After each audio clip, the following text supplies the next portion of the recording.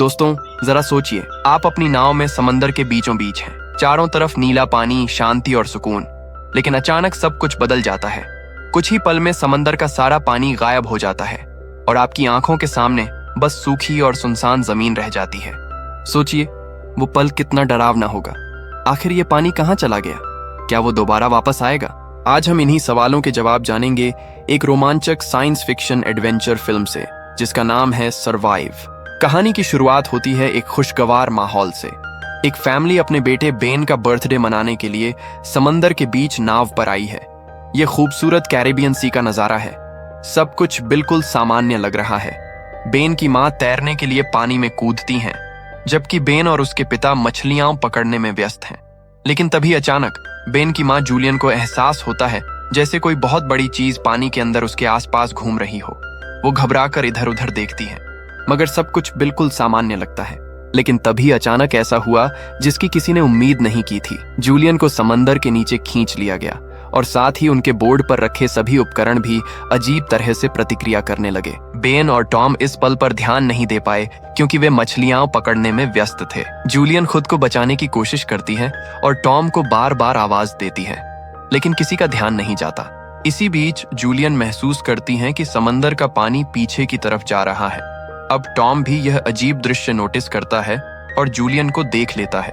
तुरंत वह पानी में कूदता है ताकि उसे बचा सके। टॉम जूलियन को डूबने से बचा लेता है और बेन और कैसी दोनों उसे बोर्ड पर खींचते हैं।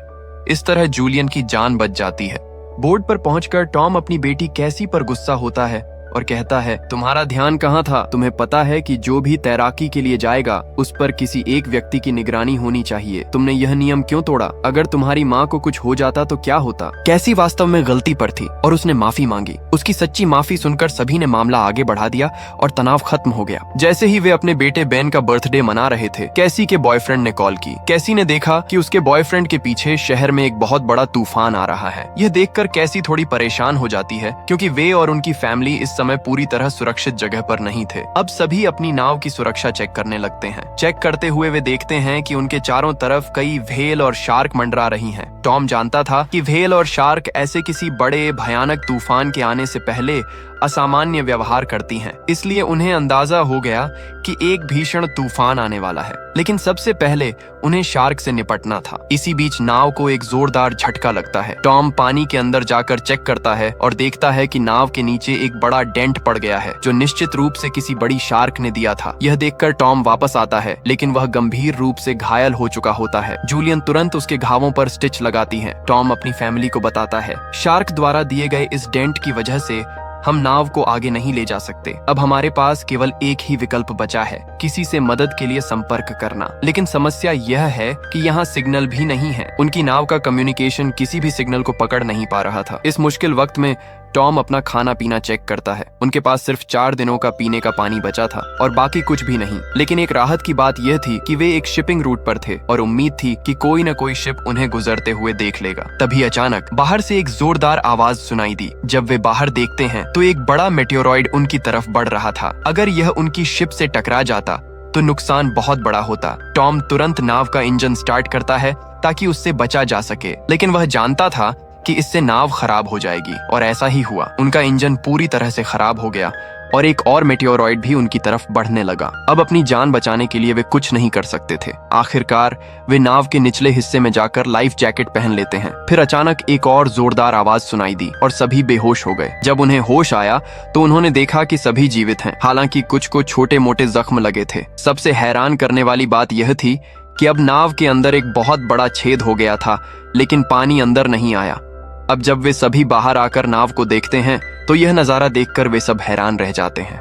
उनके चारों ओर मछलियां जमीन पर पड़ी हुई थीं और उनकी बोट अब एक पहाड़ी पत्थरीले इलाके में थी, जैसे वे किसी दूसरे ग्रह पर पहुंच गए हों। जो जगह कल रात तक पानी से भरी थी, अब वहां ऊंचे ऊंचे पहाड़ और गड्ढों जैसी सतह बन गई थी। टॉम जल्दी से अपना कंपास निकालता है और दिशा देखने लगता है। वह समझ जाता है कि जमीन के साथ कुछ बड़ा बदलाव हुआ है। पोल्स बदल गए थे। उत्तर ध्रुव की जगह दक्षिण ध्रुव आ गया और दक्षिण ध्रुव की जगह उत्तर। इसका मतलब यह था कि जहाँ पहले लोग रहते थे वहां अब सिर्फ जमीन थी और समंदर का सारा पानी कहीं और चला गया था। समंदर की जगह अब पूरी तरह से सूखी जमीन बन चुकी थी। टॉम ने उन्हें एक और भयावह सच बताया। इस बीच जमीन पर जो लोग जीवित थे वे सभी मारे गए होंगे। केसी इस बात से बहुत डर जाती है और अपने आप को कवर कर लेती है। इस बीच जूलियन अपने बच्चों के लिए कुछ खाने को इकट्ठा करती है और टॉम पूरे बर्थडे के गुब्बारों को हवा में उड़ाता है ताकि अगर कोई जीवित बचा हो तो उसे देख सके। इसके बाद टॉम रेडियो के जरिए किसी से संपर्क करने की कोशिश करता है। उम्मीद तो यह थी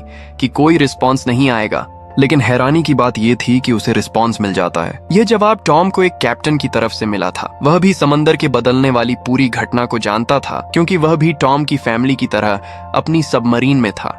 कैप्टन टॉम को बताता है कि धरती के बदले हुए पोल लगभग एक हफ्ते में वापस अपनी जगह पर आ जाएंगे, यानी एक हफ्ते बाद समंदर अपने पुराने रूप में लौट आएगा और उस समय उसकी लहरें बहुत खतरनाक होंगी। इसी वजह से कैप्टन टॉम से कहता है कि कोई ऊंची जगह ढूंढो और अपनी फैमिली को वहां ले जाओ ताकि उनके बचने के मौके ज्यादा रहें। ये सुनकर जूलियन तुरंत बच्चों को पैकिंग करने के लिए कहती है। टॉम कैप्टन से कहता है कि आपकी सबमरीन में शायद बचने के मौके ज्यादा होंगे, तो क्या आप मेरे बच्चों को अपने साथ रख सकते हैं? टॉम ये भी बताता है कि उसकी सबमरीन में उसका एक साथी मर चुका है और वहां सिर्फ 2 लोगों की जगह बची है। कैप्टन कहता है कि वह एक बच्चे को तो रख सकता है, लेकिन दोनों को साथ रखना मुश्किल होगा। टॉम बच्चों की जिंदगी के लिए हाथ जोड़कर कहता है कि प्लीज किसी तरह दोनों को रख लीजिए, बदले में आप जो कहेंगे मैं कर दूंगा। आखिरकार कैप्टन उसकी बात मान लेता है। इसके बाद टॉम सबमरीन की लोकेशन का अंदाजा लगाता है और जूलियन को बताता है कि अगर सब ठीक रहा तो वे सिर्फ 2 दिन में वहां पहुंच सकते हैं, यानी समंदर का पानी वापस आने से पहले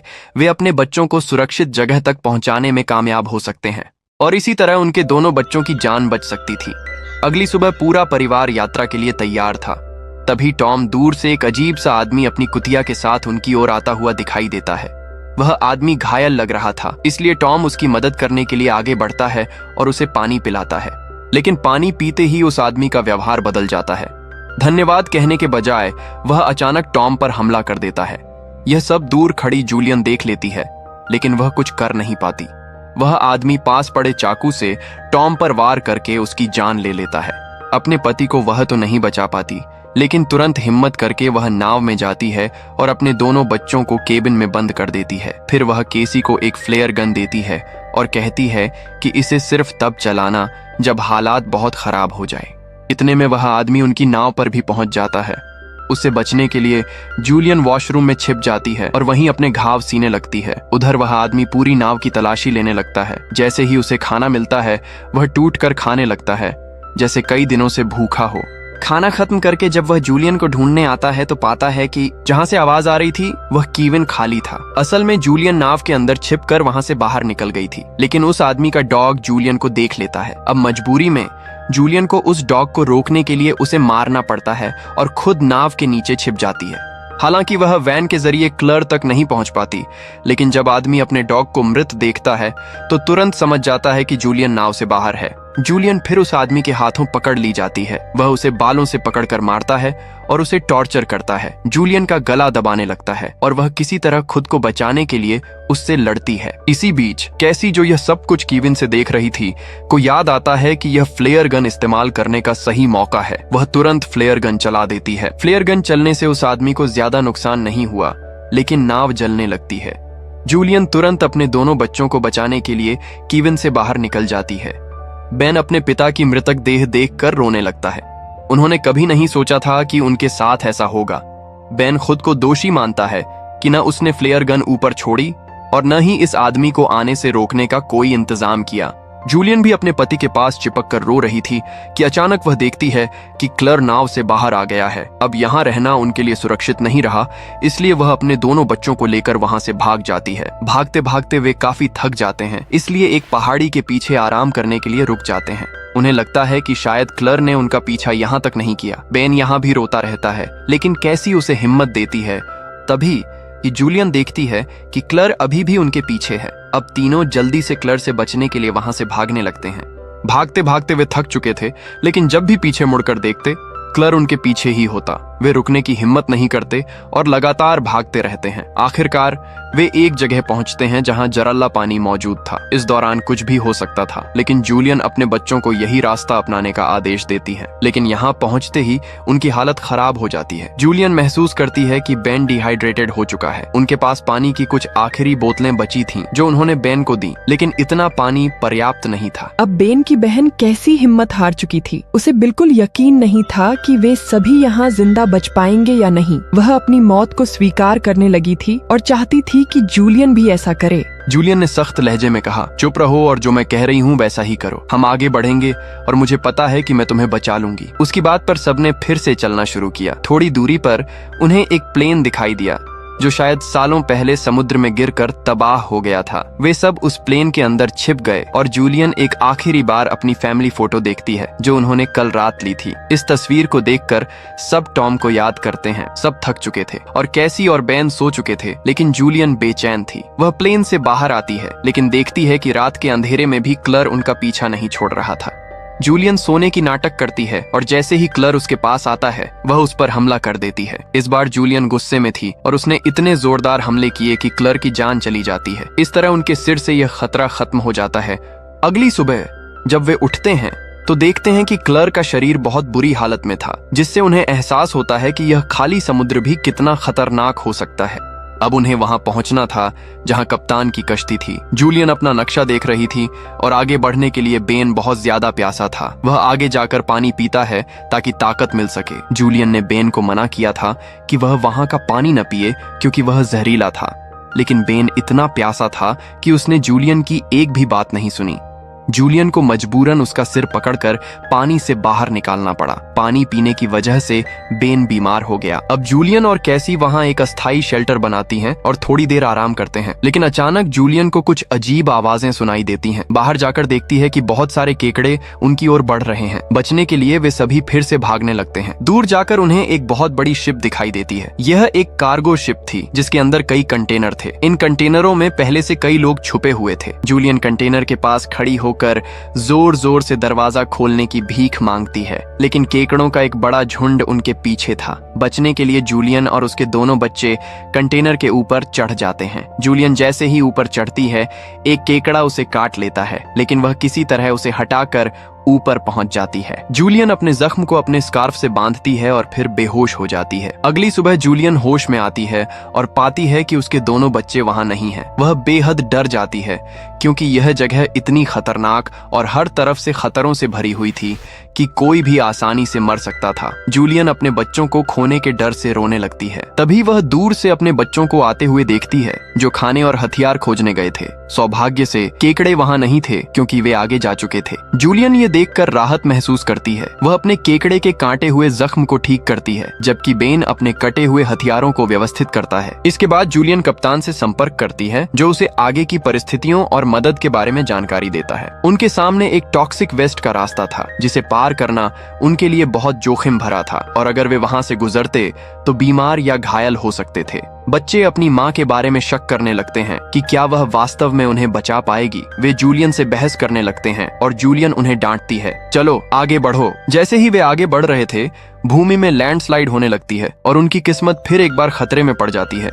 जूलियन सबसे पीछे थी कि अचानक उसके आगे एक बड़ा पत्थर गिर गया और वह जमीन पर गिर पड़ी। अब कोई भी बच्चा आगे बढ़ना नहीं चाहता था, लेकिन जूलियन उन्हें कसम खिलाकर कहती है, तुम हर हाल में अपने भाई को बचाओगे। इस बात से प्रेरित होकर बच्चे अपने भाई के साथ आगे बढ़ते हैं। जब वे सुमरीन तक पहुंचते हैं तो वहां कोई नहीं मिलता। जूलियन जोर जोर से सुमरीन का दरवाजा खटखटाने लगती है, लेकिन तभी पीछे से एक कप्तान आता है जो गंभीर रूप से घायल था। कप्तान उन्हें बताता है, मेरे बचने के चांस ज्यादा नहीं है और सुमरीन में केवल 3 लोग बैठ सकते हैं। यह सुनकर कैसी तुरंत पीछे मुड़ जाती है और तभी जूलियन पर फिर से क्रिएचर्स का हमला होता है। वह अपनी गन से उन्हें शूट करने लगती है, लेकिन थोड़े ही समय में उसकी बुलेट्स खत्म हो जाती हैं। तभी कोई क्रू उस पर हमला करता है और कैसी ऊपर से उसे मदद करती है। उसकी मदद से जूलियन वहां से सुरक्षित बाहर निकल जाती है। अब वे सभी जल्दी से सुमरीन तक पहुंचते हैं और अंदर जाकर सुरक्षित हो जाते हैं। वे ज्यादा समय वहां नहीं रुकते क्योंकि उन्हें अगले खतरों का पता था। उनके पीछे भयानक क्रीचर्स का सिलसिला भी था और तभी जूलियन और बच्चों को एक बड़ी डरावनी समुद्री लहर दिखाई देती है। यह लहर कई 100 फीट ऊंची थी और देखने में बेहद भयानक लग रही थी। लहर सुमरीन की ओर टकराती है जिससे वे सब बेहोश हो जाते हैं। जब जूलियन होश में आती है तो पाती है कि उनकी सुमरीन पानी में नहीं थी, वह लहर उसे तबाह हो चुके शहर में ले आई थी। यह दृश्य देखकर साफ लगता है कि पृथ्वी पर इंसानों का अस्तित्व खत्म हो चुका है। यहीं से फिल्म और कहानी का समापन होता है। दोस्तों, अगर आपको यह वीडियो पसंद आई हो तो वीडियो को लाइक करें और चैनल को सब्सक्राइब करना ना भूलें। मिलते हैं अगली शानदार वीडियो में।